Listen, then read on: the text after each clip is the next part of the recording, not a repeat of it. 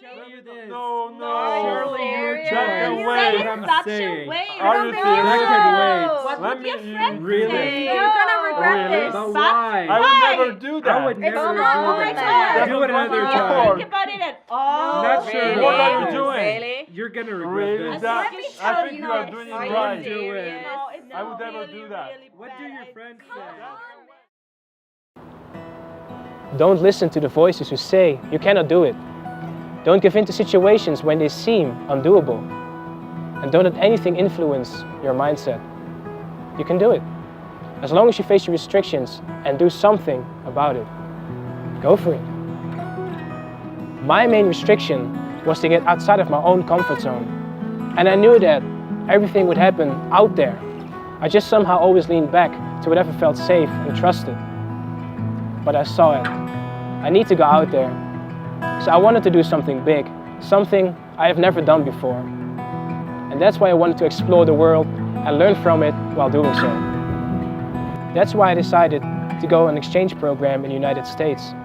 It was very hard for me to step aside from all my beloved people back at home, as well as the luxurious habits that I was surrounding myself with, and simply all that is known and familiar to me.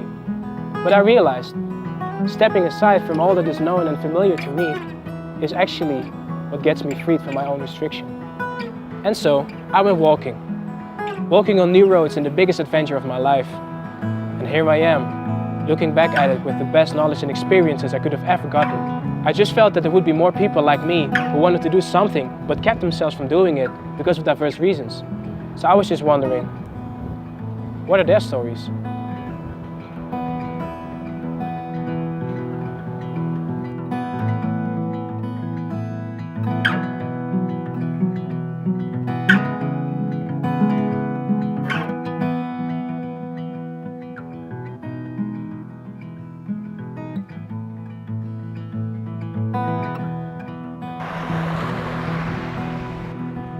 It's not that big, so I think I'm listening.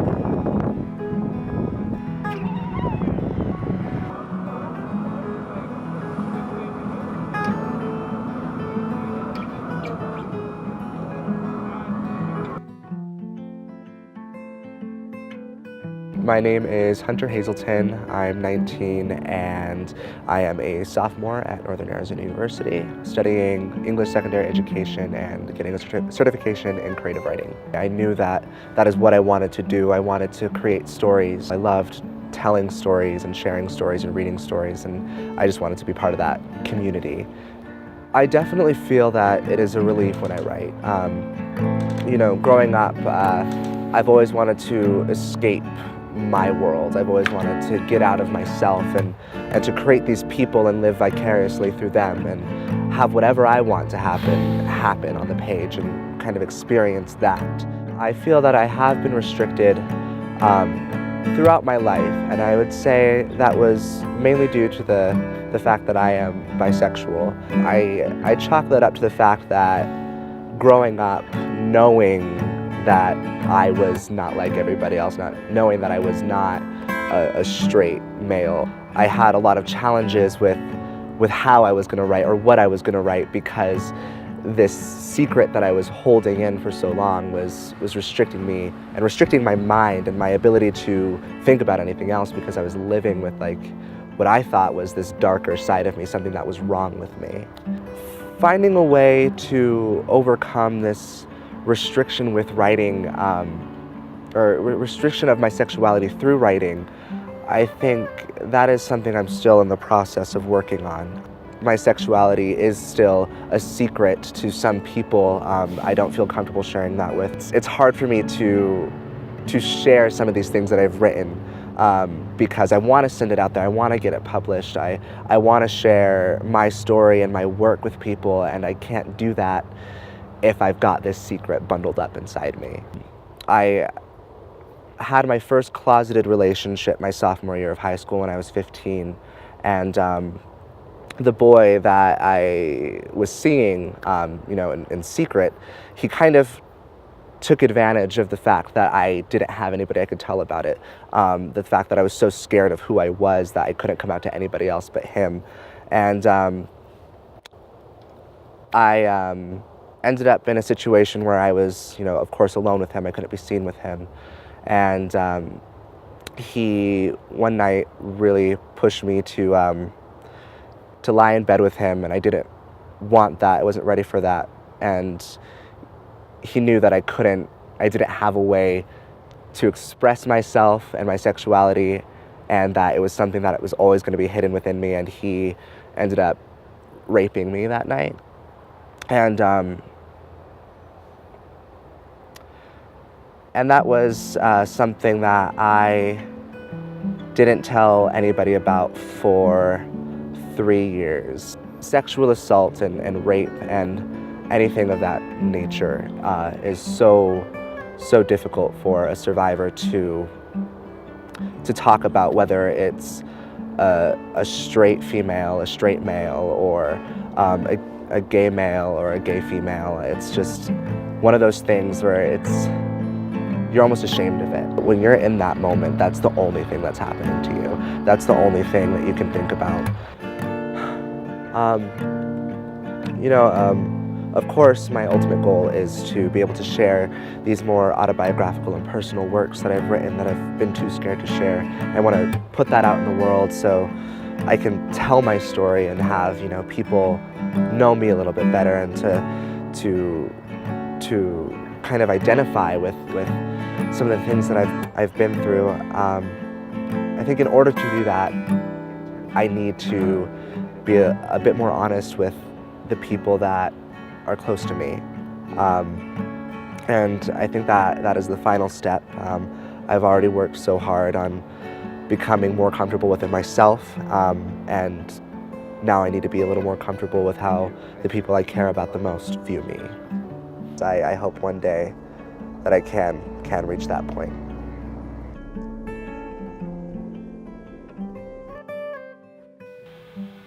Through diverse conversations, I was lucky enough to get to know Hunter's story. I admire him for being who he is and what he strives for. I sincerely hope that he can write the stories he's holding in for so long. Hunt down your dreams, Hunter.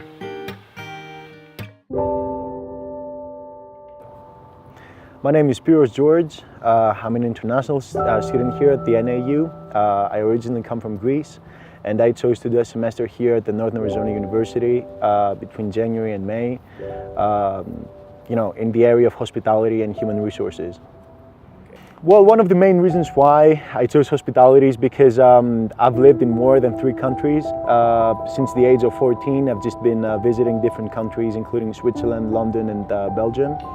And I thought I should give it a try because it's my home country, and I was also homesick. So, I came back to Greece at the age of 18 and decided to just start my own career there. However, as many people may know, Greece is not the best place right now to actually, pursue a career and raise a family and just generally, have a quality life. And I never really had a stable country. I never really felt that I really belonged anywhere. I feel restricted definitely by the current economic situation in my country. It's very sad that this country that I was actually raised in has sort of killed my dreams and is just basically kind of, letting many people down, including my generation. If I would not be restricted by, the current situation and, political, social turmoil in my own country, I'm always interested to help people around the world. Bring down barriers instead of raising barriers between people. Try and communicate and connect with the world rather than disconnect with the world. That the first time that I remember of my mother being institutionalized was at the age of 6. That being said, coming from I would say a broken home, this kind of situation really just, infuriated a lot of mainly negative kind of emotions that at some point just blew up.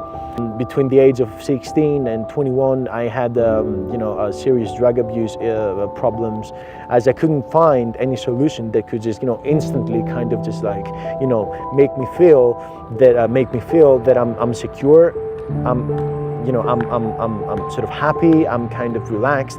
I couldn't make myself feel happy in any natural way.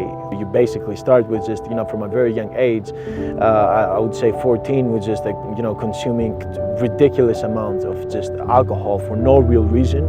So then I would just switch to marijuana. And that, and I experienced, you know, tremendous memory loss, and you know, even after just 1 year of just using marijuana, I was forced to go to a rehabilitation center for, at the age of 16, for only 3 months.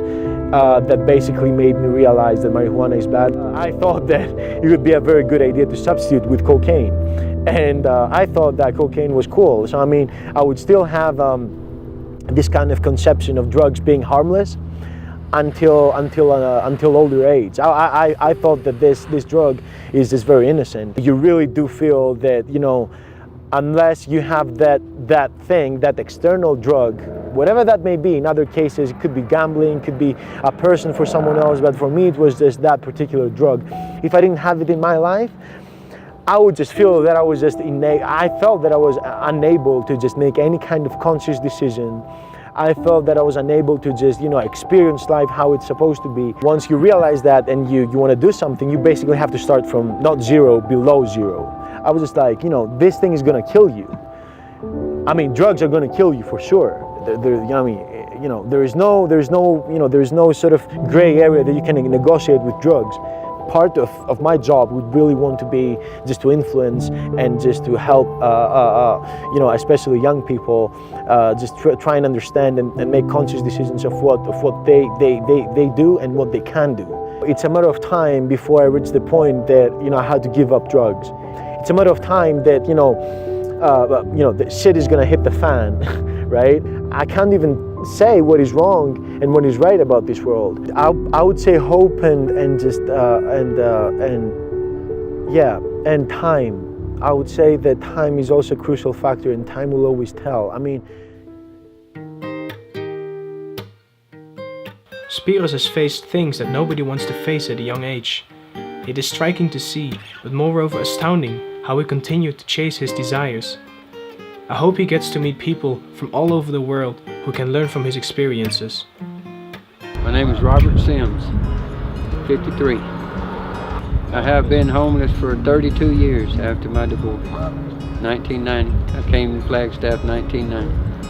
The mission is it's a beautiful place. It has its opportunities. I mean, it helps a man when there's nothing else to turn to. Not just a physical aspect, but spiritual. It has that benefit. If a man chooses, he can get busy living or get busy dying, and the choice that I made was to get busy living. I like being around human beings. I mean, all walks of life. I've seen it the past 32 years, and yes, I like being around them. And at first, it was hard because I was probably prideful, judgmental, those type of things. But after the years have gone by, I love being around people. Try to get their minds off of it, to rise above it, and try to look at the positive things of life, because there's still positiveness out here. You just got to seek it. If I wasn't restricted to all this, I'd probably be in a position where I could probably be in pretty much the same position and help people. You know, to reach out to them and do the best I can that others may be slipping on or may not be realizing something in that area. But no, if I had the opportunity, exactly what I would do. One of my most regrets is not being there for my son. You know, he's 30. When it first all started back in 1990, 32 years ago, I tried to drink myself, tried to smoke myself to death, whatever you want to call it. We tried to destroy ourselves from our pains, you know, our wounds, and so I chose not to take myself out with alcohol. I don't think I made that choice. I think somebody's watching over me that made it for me, you know, that was there and got me through it. And here I am, you know. Yeah, I have that regret. Is there anything that you would say or would like to say to relatives? So you mentioned that you would meet like a family member of yours or your son. Is there anything that you would say to them? Yes, I love you. it.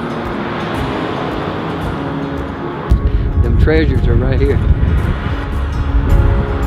Sometimes it's all a man has, but yet the greatest treasure right there. You can't take it. Nobody can take it away. That's it. Hope, faith, and love, and the greatest is love, brother. That's it. And as long as you carry them three, you got the greatest weapon that you can carry through this world. Yeah, it's a weapon in itself. And you know, I hope she can forgive herself too. Exactly. That's the key, and that's the hardest part, even with myself, is forgiving myself. We have to. And once you do that, that's when the door breaks open, and and I did that. I don't live with regrets anymore, any longer. I talked about having them, and I do regret not seeing him and all that I had to put myself through, but I have to forgive myself. And if I hold regrets, it's like it blocks it, that true forgiveness. Yep. It's like a brick or a boulder lifted. In order for you to be forgiven, you must forgive, as hard as it is. You know, I had the opportunity to even tell my mother at an older age, and I met her in a restaurant at the age of 12, and my father said, "That was your mother." "You mean the waitress? That woman just took our order?" "Yeah, that was my mother." Beautiful woman. My mother was beautiful. But I had the opportunity to sit her down and say, "Mama, I don't care what happened. I don't care what you did. I don't care if you was a prostitute, drug addict, alcoholic. I love you and I forgive you." Before she died, I was able to do that with her and my father. You know, so I don't carry it. In a completely honest talk with Robert, I was honored to hear his decade-long journey through homelessness, in which he had to cope with lots of emotional challenges. I am more than glad to see him breathing positivity, and I hope he can be the help towards others that he wants to be. Hello everybody. Everybody have a good day. Not just me, but everybody. And thank you guys so much for spending time and talking, and God bless you all. Thank you.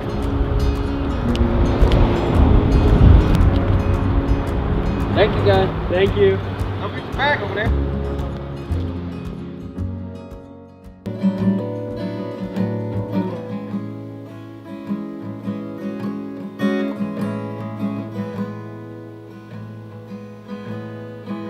So be wild, live free.